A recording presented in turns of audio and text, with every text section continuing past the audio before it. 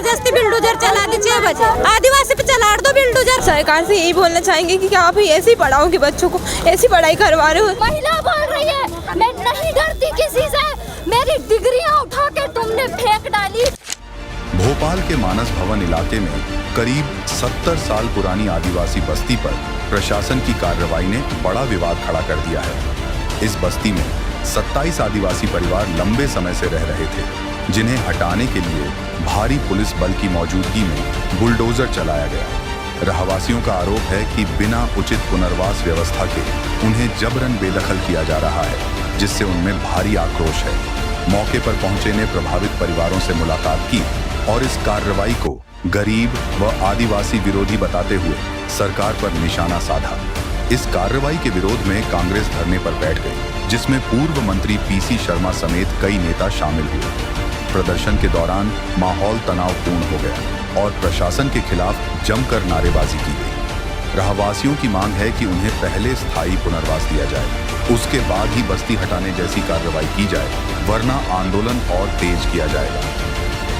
दोस्तों नमस्कार, मेरा नाम सुमित और एक बार फिर से स्वागत है आप सभी का चैनल के ऊपर। आप मेरे पीछे जो भीड़ देख रहे हैं ये सीएम हाउस पे जाने वाला रोड है और यहाँ पर कई सारे जो आदिवासी समाज के लोग यहाँ पर इकट्ठा होकर सीएम का और भाजपा सरकार का विरोध कर रहे हैं। कारण ये है कि जो मानस भवन यहाँ पर है और उसके पीछे की कुछ झुग्गी बस्ती है, वहाँ पर कुछ लोग रहते थे जो आदिवासी समाज से आते थे और उस झुग्गी बस्ती का नाम भी आदिवासी बस्ती था। वहाँ के कई लोगों के घर उजाड़ दिए गए हैं सरकार की तरफ से। इस देश के मूल निवासी, इस देश के आदिवासियों के घर उजाड़े जा रहे हैं और सरकार जो ये दावा करती है कि हम आदिवासियों के साथ हैं और आदिवासियों को संरक्षण देते हैं और आदिवासियों की हर आवाज़ को बुलंद करते हैं, आज वो आदिवासी यहाँ पर रो रहे हैं। ये सारी महिला यहाँ पर आकर रो रही है, एक एक बच्चा यहाँ पर आकर रो रहा है। इस तपती धूप में ये लोग खड़े हुए हैं क्योंकि इनके घर उजाड़ दिए गए हैं, इनका सामान तितर बितर कर दिया गया है और इनके घर से इनको निकाल दिया गया है। और आज ये सब लोग रोड पर खड़े हुए हैं और सीएम हाउस जा रहे हैं, लेकिन ये पुलिस बल यहाँ पर लगी हुई है। आप लोग देख सकते हो, इनको आगे नहीं बढ़ने दिया जा रहा। कांग्रेस के जो प्रदेश अध्यक्ष है जीतू पटवारी जी और कांग्रेस नेता पीसी शर्मा जी यहाँ पर पहुँचे हैं, इनकी बातें सुन रहे हैं। अब आगे जो भी कार्रवाई होगी हम आपको अपडेट करते रहेंगे। सरकार की कोई संवेदनशीलता नहीं दिखती है, मोहन यादव की कोई संवेदनशीलता नहीं दिखती है, कभी भी प्रशासन की कोई संवेदनशीलता नहीं दिखती है। ये भोपाल की मुख्यमंत्री के घर के पास, ये सारे मुख्यमंत्री निवास के पास 80 साल से ये परिवार के लोग बैठे हैं। 80 साल से ये परिवार के लोग देश की आज़ादी से बाद या उसके साथ से इनके घर बने हैं श्यामला हिल्स पर। मानस भवन भारतीय जनता पार्टी के नेताओं का एक तरह से कब्जा हो गया, तो उस मानस भवन को बड़ा करना है, इसलिए 80 साल से बसे हुए उन गरीबों को हटाना है। सब तरह के पट्टे हैं।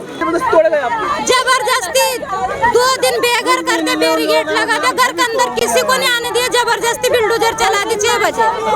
6 बजे सुबह 6 बजे। आपकी बस्ती में सारे आदिवासी ही रहते हैं? सब आदिवासी है। आदिवासी का बोट फाड़े फैला तो फिर बोट फाड़ के ताला तोड़े पूरा घर का। जहाँ पे लिखा हो तो बोर्ड फाड़ दिया, बोट भी फाड़ दिया और फिर पूरा घर का ताला तोड़िया। धूप में बच्चों के लिए परेशान हो रहे हैं, आपके बच्चे ही परेशान हो रहे हैं। हमारे एक बच्चा 4 साल का है, एक बच्चे का नीट है, एक बहू का डिलीवरी है और सब बेघर हो रहे हैं। तपती धूप में आप लोग यहाँ पे खड़े हुए सीएम हाउस जाना चाह रहे हैं आप लोग? हमें सीएम हाउस जाने ही नहीं देते। सरकार के है नहीं, उनकी सरकार खरीद कर रखी है सीएम साहब ने, गरीब का घर तोड़ा। आप तो बोलते हैं आदिवासियों के साथ है, आदिवासी पे चला दो बिल्डोजर, कहीं का साथ में है। अच्छा, ये खुली धूप में तप रहे आदिवासी। हम बीडीएस की पढ़ाई कर रहे हैं, हमारे भी एग्जाम आने वाले हैं, सेकंड सेशनल पर कोई पढ़ाई नहीं हो रही, कुछ नहीं हो रहा है। आपका भी घर तोड़ दिया गया? हाँ, ये मेरी बहन है और हम दोनों साथ में रहते, हमारा भी घर तोड़ दिया। किस प्रकार से आप सरकार को कहना चाहेंगे कि सरकार लगातार योजना चलाती है महिलाओं के पक्ष में? कुछ नहीं है, सब कुछ झूठ है। सरकार पता नहीं कौन सी महिला के लिए क्या चलाती है, हमें नहीं पता। हमारे तक तो कभी कुछ आया ही नहीं।